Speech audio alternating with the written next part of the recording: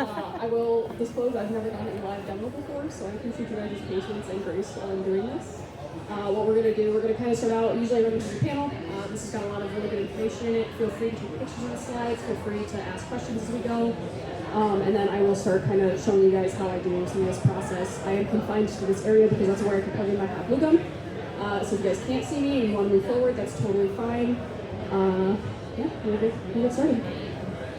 So I'm Pink Petal Cosplay. I've been cosplaying, I started kind of in 2016, and then I stopped for a really, really long time. I think I did like all of 1 or 2 cosplays, and then I started making my own in 2023.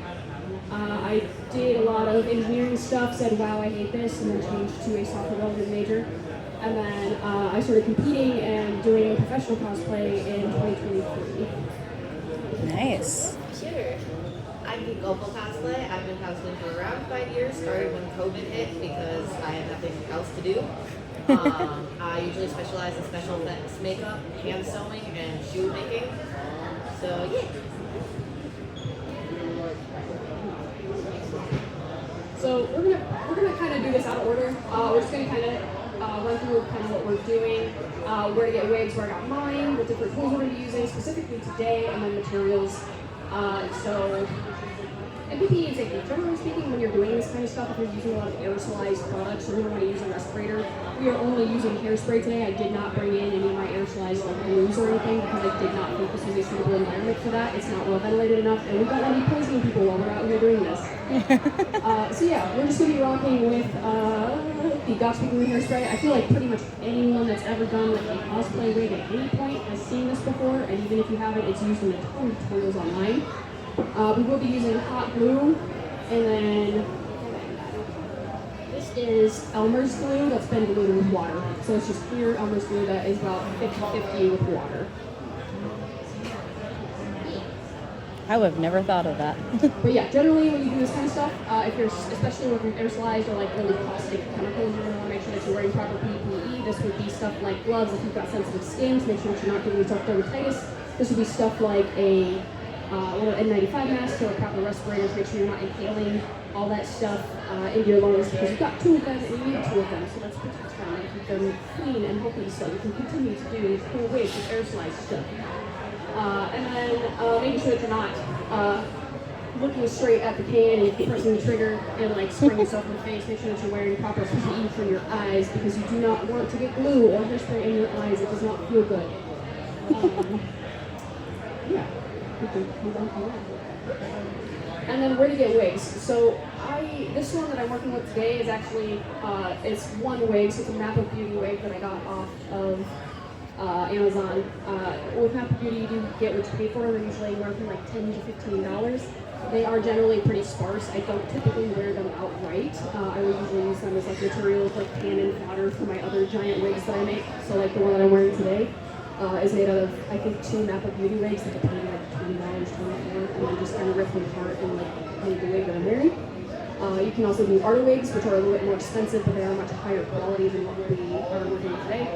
And then you can also get, it's called wig fibers. Of course, I didn't bring them with me, but it's like it's braiding fiber, so it's like a very like fluffy pre-braided type of like fiber that you would use generally when you do like braids for like spirit wigs or something similar. And then I just use those, I cut them up, create wefts out of them, and then put them in my wig.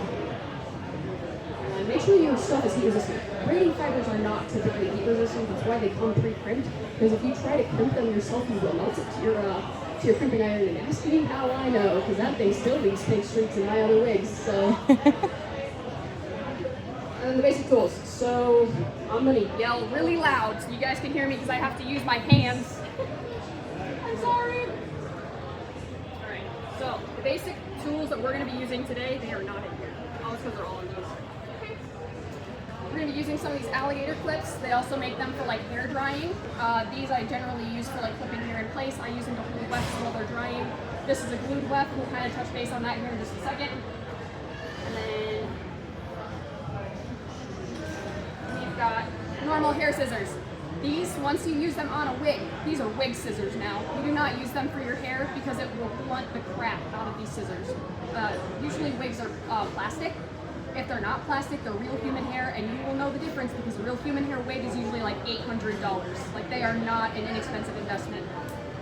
We've also got these funky little clippies that we're going to use, and this is really good for like keeping like sections of hair out of the way. You can get these at Dollar Tree. They usually come in 4-packs.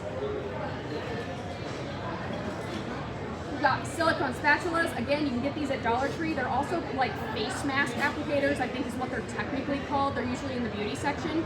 I find that they're really, really nice for like taking like clumps of hair, you apply your glue, and then you use this to brush the glue through, and then you can flip it and brush the glue through, and it makes sure that every single fiber of your weft that you're creating gets coated with glue, and it keeps it nice and flat. That being said, never brush the opposite direction. Always brush one direction and brush towards the end, because if you try to brush towards like the end being the top of the weft, not the end of the hair. If you brush towards the end of the hair, your thing is going to come unaligned, and you're going to have a really like funky looking weft. It's not going to be even. It's going to have a lot of like length variation down at the bottom. So just kind of doing that. And then same with shocked I don't have this on here. A silicone like mat, which is. It looks like this. This is a silicone baking sheet. So I got this at like Joann before they closed for like $4. R.I.P. Joann. We usually use these just for baking. They're heat resistant. They're not prone to melting usually. And you can use these to brush your glue on your wefts because the glue doesn't stick to the silicone. So you can just peel your wefts off when you're done. We're obviously going to be using our hot glue gun today. And then a comb. I like the ones that have both a fine tooth and a wider tooth side because I use those to kind of brush through like wefts that I'm making, especially if the hair at the top is kind of gnarly, which can typically happen with gray fibers because it is like bent in the package. So sometimes you'll have some like weird things. You can steam them to straighten them out. I am lazy. I don't do that. I'm so sorry. And now I'll go back to the microphone so you guys can hear me. And then materials for structures. So today we're actually going to be using quilt batting. So this is like it's a high loft quilt batting. This would usually be used for like actual quilting. It's the stuff that makes your quilt kind of fluffy. And then I use upholstery foam as well, which I end up. This wig's a little bit unorthodox. This is not a full head wig like what I'm wearing. This will only be on the top of my head.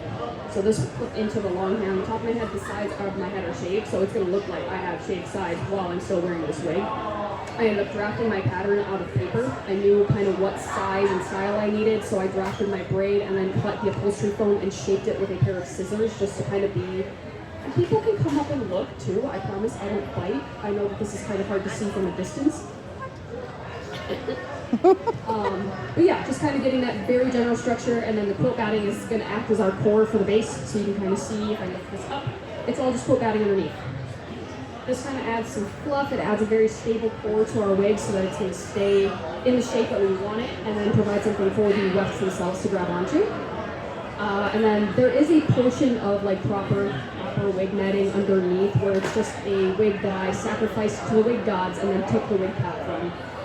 Because I had stripped it out for another project. I think it was actually the present mic wig that I'm wearing, because I had 2 wigs I started with, and then that was one. That's it. Yeah, probably. Gels, glues, lubes, and sprays. So there are some wigs, like a really, really long wig. I'm gonna preface this because every time I say this, I see people's faces light up with, oh hey, if you have a long wig that is like perfectly straight, you want it to stay straight, you're not going to style it again, you can use a silicone spray on that wig to keep it from tangling. That being said, silicone spray stays on whatever it lands on. Do not spray it inside. Don't spray it in the bathtub. Don't spray it on your bathroom floor. Don't spray it in your kitchen. Whatever surface it touches is going to be slippery forever. You're not going to get rid of it. I saw somebody, it was a Miku cosplayer. They took their like ponytail like weft things to spray it with silicone. They draped it over the computer monitor and hit it with the silicone spray, and they had to buy all new monitors because that stuff does not come off. Yeah, it's not a good time. Don't do that. It can be very dangerous, especially if you're doing it on a slippery surface like a bathtub. It is not safe. Don't do that to yourself. Spray it outside, lay something down, whatever you got to do. Also, do a skin test because there are certain types of silicone that are safe for personal use. You would find it exactly where you'd expect to find it. And then there are types of like silicone lube that are like used for like automotive purposes or hardware purposes that you can get at a hardware store or something. Those aren't always skin safe, so do a swatch test. It's going to be on the inner side of your wrist or the inner like part of your elbow. That's going to be the most sensitive part. Wait about 15 minutes. If you start to have a reaction, and I mean you have a rash, you have redness, you have irritation, do not use it on your wig because that is then going to be next to your face. We do not want allergic reactions on our face or anywhere near our nose or mouth because you will have trouble breathing. That is not safe. We want to make sure that we're being safe while we're doing this. And then, like I said, you can also use clear gel tacky glue. I happen to have a giant bottle of the Elmer's clear glue, so I just went with that. It dries basically the same. I haven't really found any difference between the two, aside from clear gel tacky glue is more viscous right out of the bottle. So you can dilute that. It's going to permeate. The reason I do that is because it does permeate the wig fibers better. It's not quite as thick, so it's going to soak through the wig fibers a lot easier, and you're not going to have to use quite as much. And then hot glue, obviously. We all love hot glue. So we have our materials now. What? Wire tape. What? So we are going to build out our shape. So again, this is kind of the quilt batting thing that we did here and the upholstery foam. I structured this in a way that is going to give me a lot of lift here at the top. So it's going to be a very dramatic kind of bump. And then we're going to have the very dramatic braid shape. And then it's going to go down into a less dramatic braid shape. And then down into the tail of the braid that's going to be a lot thinner. This is supposed to be kind of like a mohawk style. This one specifically, it's for, it's a Athena from Epic the Musical, which is extremely, I see a couple people that recognize it, but yeah. Generally speaking, you can also use tape. So this would be for really aggressive, it's like the hair antennas. I can't remember what they're called. I can never remember what they're called, but the hair antennas that stick straight out of certain anime characters' heads. You can use wire and tape for that, and you just coat it with a layer of hair, and then stick it on top of the wig, and then you've got yourself a little hair antenna. Same goes for really aggressive structuring, or even this one. This wig was used, I used craft felt because I thought it would add better structure than tape would, and it was yellow, so I didn't have to worry about being able to see through it. It would just lay down the hair, and then if there were gaps in my hair, it would be a clear spot that you could see in and look at the top of my head through. I didn't want that, so I ended up going with felt. Tape and tool. So this would be more for braids. I did this one as I don't remember the style of braid. I have a buzz cut underneath. I apologize if I don't know the names of hairstyles, but I did this as more of a 2-strand style of braid as opposed to a 3-strand or a French braid. So I did not do this for this one. I do have at my booth this specific wig actually, where it is a full French braid down the back of the wig, and it's got 3 big strands of hair that are wrapped with tulle, and the tulle helps keep it convention proof, so it's not going to get all while I'm walking around or bumping into people, all that good stuff.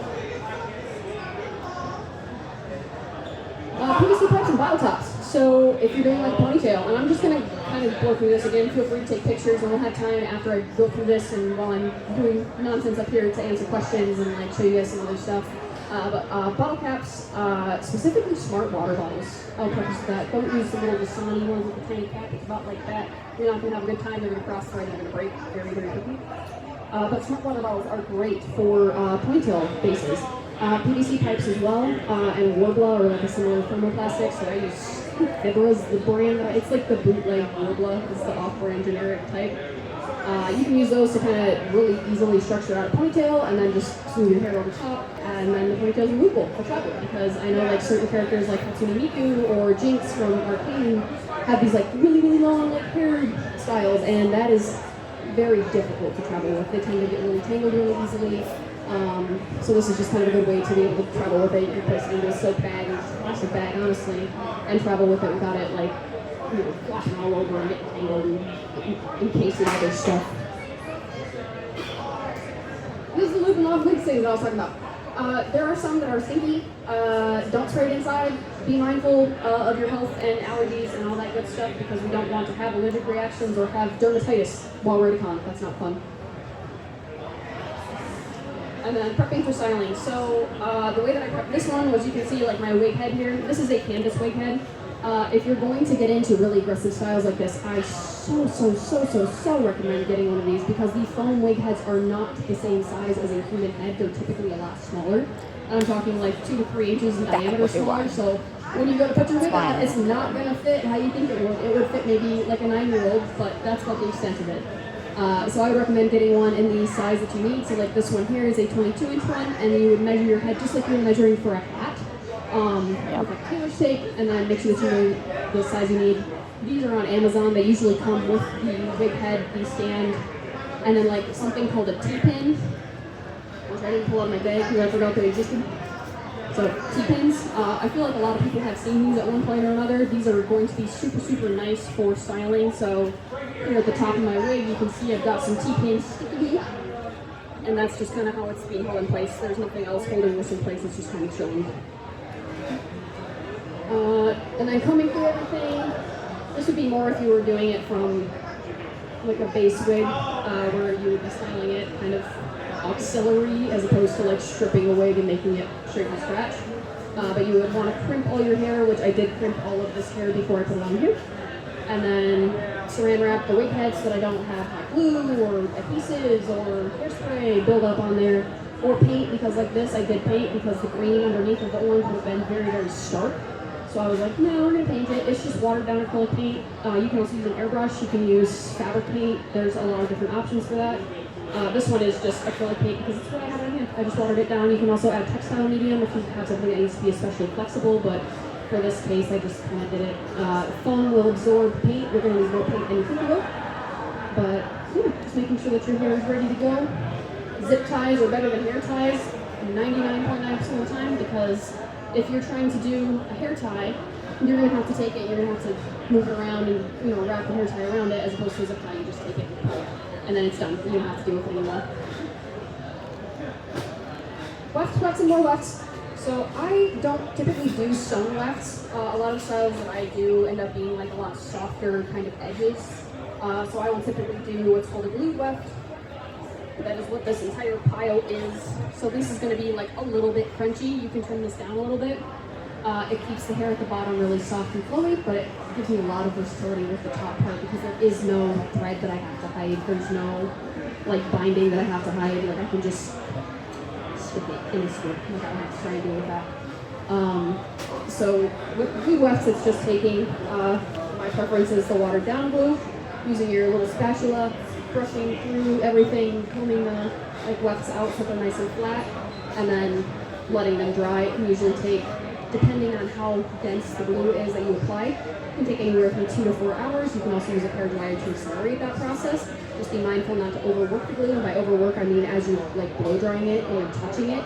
If it starts to turn white, you're overworking it, and it will be visible. You'll have like white, you kind of see here, I overworked the glue. So there's like a little white patch on the bottom side of this one because I was touching it and I was trying to get it to dry faster, and I was like, why isn't it drying? It's because I was not being patient.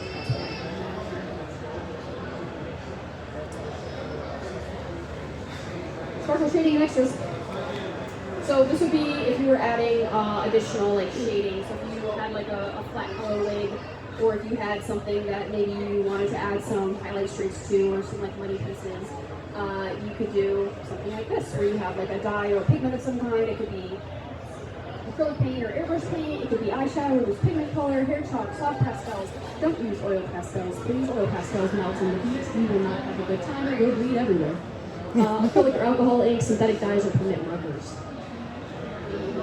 Kind of touch on those here. Yeah, so pigment powders, inks. This is going to add a lot of depth. You can use watered down acrylic paint. Depending on how much you water it down is going to determine how dark and dramatic the color is on the wig itself.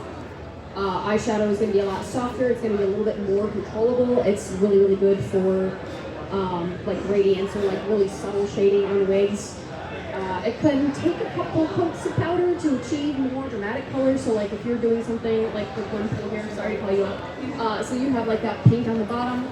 That was not something you probably want to do with a pigment or a powder. You want to do that with a dye by dip dyeing it, or you can do it with like acrylic paint, or not acrylic paint, acrylic ink, which is a slightly different thing. It's like a watery kind of acrylic substance. You can spray it on a wig with, you should dilute it with alcohol. 70% alcohol. Yeah, you can dilute it with 70% alcohol, so is 50-50 I think. Yep. That's how I've always done it. But you dilute it 50-50 with 70% isopropyl alcohol, and then the acrylic ink, and then you can spray it. Be mindful again, when you spray, it's going to go on wherever you spray it on. Like, it will not just not land on things, like it's going somewhere. So be mindful of that when you're spraying. Like, don't spray anywhere you don't want color. And especially don't spray anywhere near fabric where you don't want color because it will not wash out. Yeah. Oh, synthetic dyes. You cannot use normal hair dye, and you cannot use like normal fabric dye on wigs. They are plastic, so you have to use like, I think it's Rick Dymore is the brand. It's going to be a synthetic plastic, like, or it's meant for dyeing synthetic fabrics, which are just plastics that have been woven into really soft fabric. This is kind of a similar process where, like, if you want to dye a wig, it's going to be a plastic. You're going to have to use synthetic dye. It's got a higher dye temperature, and it's going to look darker when you're dyeing it than it will when it's dry. So be mindful of that when you're dyeing. And don't use oil paints. Oil paints take forever. They take like a full year to dry on canvas. Imagine that on a wig. And it's not going to dry how you think it will because it's going to clump and it's going to have like little chunks and stuff. It's not a good, don't use oil paints for anything, if I'm honest, except for fine arts. Gems, glitter, streaks, and beyond. So if you have, so I didn't think to bring them here into this panel. I have a like Hatsune Miku wig that I added a bunch of gold glitter to because it was very pretty. It's glitter paint. Don't use loose glitter. Loose glitter is loose. It will fall off. There's no great way to seal it. Same with mica powders. If you mix a mica powder with a medium of some kind, so acrylic paint or like a fabric medium or something similar, it's fine. Don't just sprinkle that. Like conventions are not going to like you for it. You're going to hate yourself. It's going to get all over your car. Like it's not going to be a good time. Glitter already doesn't go away. Imagine getting that on every single cosplay you own. Not a good time. Make sure that you're sealing any sparkles that you have, even if they are like a glitter paint of some kind. Like make sure you're sealing it with an acrylic sealant. Acrylic sealant is going to work very similarly also to hairspray, where it's going to kind of make the hair keep its shape. So be mindful of that when you're spraying that. But the problem is that acrylic sealant does not wash out how like hairspray would. It is a sealant. It is intended to seal whatever you're spraying on. So make sure that you are happy with your result before you seal anything. This is kind of a, hey, make sure, check your work, make sure you're happy with it. And then you can also get like press-on like rhinestones, gems, and pearls from like Dollar Tree. That's where I get 99% of my stuff from is from Dollar Tree because they're very cheap. They come in a bunch of different colors and they come in like a big sheet. You can also buy them on Amazon, but usually if you buy them on Amazon, you're gonna get like 1,000 of them, and that's a lot of rhinestones. I'm sure I'll find use for them, but it's just a lot of rhinestones. Okay, I'm trying to blow through this. Oh, acetate laser paper too. The thing on the bottom left, I've seen this going around. It took me like 2 weeks to figure out what that's called. It's called acetate laser paper. It gives your like wig a really funky like sheen to it. It's a flat sheet of like acetate, so it's very thin. It's kind of like film almost. And then you can layer that over top of or underneath of certain like parts of hair to give it like an accent look. Sealing finishing, so yeah, this would be the acrylic sealant spray. You can do Mod Podge sealing paste. Just be mindful that with paste you have to brush it on, so if that's going to disrupt the flow of whatever you're working on, or if it's going to disrupt your styling, maybe don't use that. Hairspray is going to be the cheapest option, and it's going to be really easy to seal like powders, and that also makes it to where if you like don't like it later, you can plop it in a bucket of water and wash it out and redo it. Acrylic sealant spray and Mod Podge are not quite as forgiving. They tend to be a little bit more of a permanent like sealant or fixative. All of them are like valid options. Just be mindful of like the use case for it and use what works for you. And then wearing big wigs. So like the thing I've got on my head today. I'm using wig glue. So the bottom left, it's Goiple, Goiple. It's great. That's the one I'm actually using today. I've had no problems with it. That being said, get the solvent. Don't just rip the wig off. Get the solvent. Don't just rip it off your head. You're going to pull your skin off. It's going to hurt. Get the solvent. Same with wig bands. So you can get, they have silicone ones. I've heard very mixed things about the silicone ones. I've heard that they cause intense pain because they are very, very tight. Silicone doesn't usually stretch very well. So I've seen a lot of people really swear by the velvet ones or similar like fabric wig bands where it's just literally a headband that grips onto like your wig base and then it helps you wear it. And then wig clips. So this is what I'll be using to keep this in place on my head.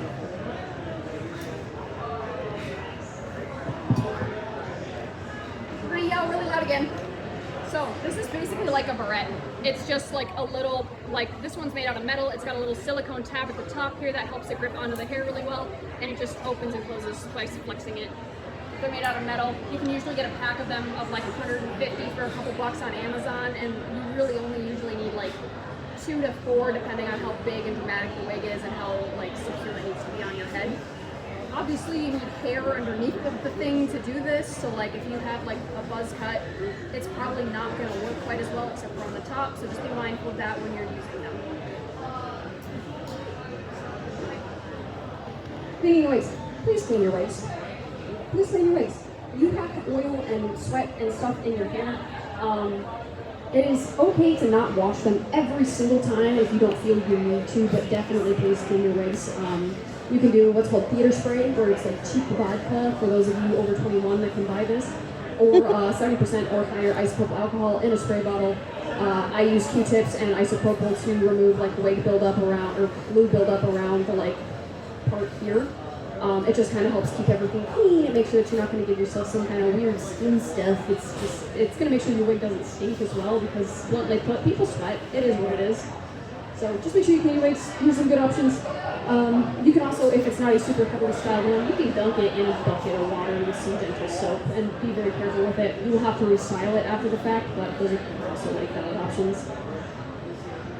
Transporting wigs. So for especially larger wigs, it can be kind of tedious to transport them. You don't want them just rolling around the back of your car. If you guys drive like I do, it's going to roll around the back of your car. So I built a wig board, which is literally just a board with some PVC pipe pieces coming out of the board itself. I 3D printed, like I modeled, printed these like special flange pieces to make sure the PVC pipes stay in place. And then that just kind of helps everything stay. It just sits on the foam wig heads once they're done, because I'm not styling anymore. That's really the only use I have for foam wig heads, is storing the wigs. You can also use boxes, so like a normal Amazon box is totally fine. You can use wedding cake boxes, because typically those are already really, really tall. Those are meant for something pretty big and bulky, and they're usually not overly expensive. You can buy like a pack of them on Amazon. Wig bags for wigs that are like a little softer, so if they're not like super aggressive. This is hard, like this is very solid. I would not put this in a wig bag. But I would put like my Miku like ponytails. They're very loose, very soft hair. I put those in a wig bag. It's a silk bag that prevents like the fibers from rubbing against each other and getting super tangled in the process. It's usually made of silk. Sometimes it's made out of satin. Depends on where you get it from. Or you can wrap the wig. Again, not super great for super heavily styled ones, but it's okay for like looser styles or like more soft styles. So this would be, you could do it with like nylons or pantyhose, plastic bags, wig caps, however you want to do it. Those are all valid options. And blast through this. Storing them. So the foam wig heads are great for this. They have over-the-door hat racks, which are great for this. Hanging wig boards, so like that bottom right, it's literally just those big 6-inch foam balls you did like pressers. I cut them in half. I hot glued them onto a piece of foam board. I just pin my wigs to it. It holds them up off the floor. It keeps them very aerated, very like not sitting in a musty box. So those are all options. Connect with us. This is our social medias. We'll probably just leave this up, so if you guys have questions, you guys can scan the QR code. We're on Instagram. We're chronically online. I'm more than open to questions. He's more than open to questions. Send us a message if you have questions or comments or concerns or Chris words for us after this panel. And I think now we'll just kind of move into the questions, comments, concerns, and Chris words for this panel. Yes. What do you use? Regular soap or detergent? Like what kind of for cleaning your wig? I've heard detergent, but I'm not. I'm so sorry. I typically use like a fabric detergent. I'll sometimes use fabric softener if it's something that's got like a lot of buildup in it, and then I make sure that I rinse it really, really well, because you don't want the aggressive like smell of fabric softener in your face. I don't know that I've ever used anything other than laundry detergent. I've tried real shampoo before and it did not work. Yeah, real shampoo is not recommended Typically normally. has some stuff in it that's intended to strip oil from hair. Like it is intended to wash oils away from human hair. Wigs are not human hair usually. Probably not usually. So it will be. You probably could get away with using shampoo, but I'm feeling it probably leave a residue or something on It it. makes it kind of frizzy and really dry. Okay. Yeah, Like dry it's plastic. stripping. It's not great. Yeah. So definitely fabric softener, laundry detergent as opposed to regular shampoo. I've never tried dish detergent or dish soap. If anyone tries that, let me know how it goes. How it work? It is very hit or miss depending on the brand that you use.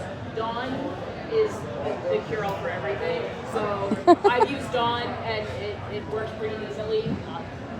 Like detergent is obviously the best, but dish soap will work in a pinch. Okay, word. That's good to thank you for that. I've never thought to try it. I just was always like, oh yeah, fabric detergent. But yes, that's good to know. Dawn dish soap specifically is a good in a pinch solution.